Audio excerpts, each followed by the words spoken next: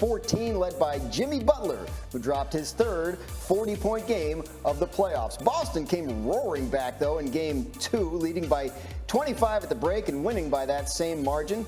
Al Horford and Marcus Smart both returned for that game, and Smart was a rebound shy of a triple-double. Then Saturday night, Miami took a 2-1 series lead despite being without Jimmy Butler in the second half due to right knee inflammation. Heat held on to win by 6 after leading by as many as 26. So the Heat lead the series 2-1. But we wanted to talk about this play. It didn't really get a whole lot of attention, and it's Payton Pritchard of the Celtics, and he's reaching for, here, look at it here, he's reaching for Jimmy Butler's right knee. This is the knee that's the problem. This was late in the second quarter, midway through the second quarter, and of course Butler did not play the rest of the second half. So, J.J. Redick, I put it to you quite simply. Was this a dirty play by Payton Pritchard? No, it wasn't. This is very similar to the Jordan Poole play with Ja Morant. Look, I played in the NBA 15 years.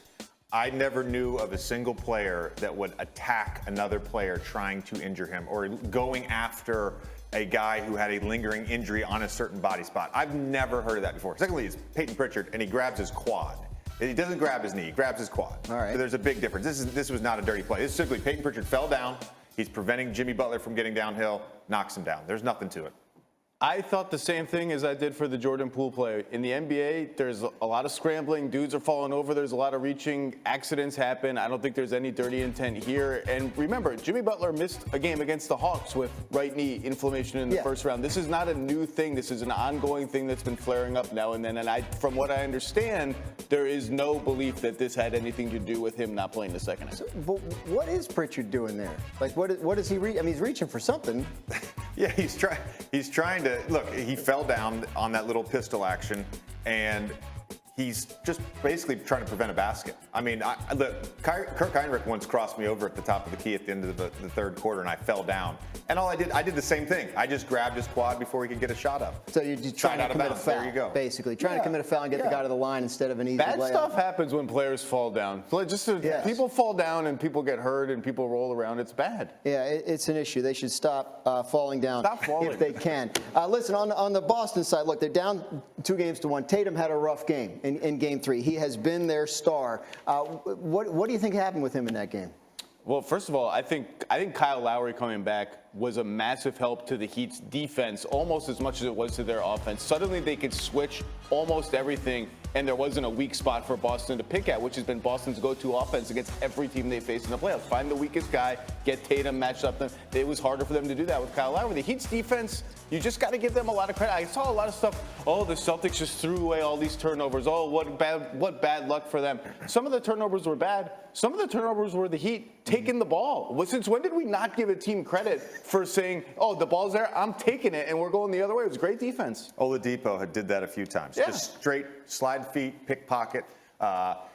When I talked about Tatum at the beginning of the series, and I said the biggest thing for me is his decision making.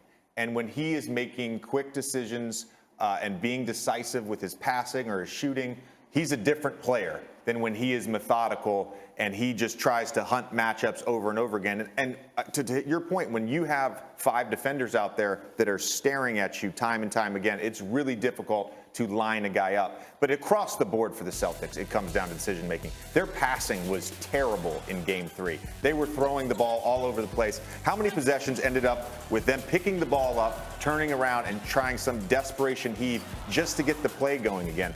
I think they got to look to get the ball moving side to side, using Al Horford more in that short roll. Bam did such a good job in Game 3 of coming up to set a screen, slipping out against that switch, catching it on the short roll, and making plays out of that. Al Horford's capable of doing that. They got to use him more in that position. How many points we need from Tatum tonight for the Boston Celtics to win this game?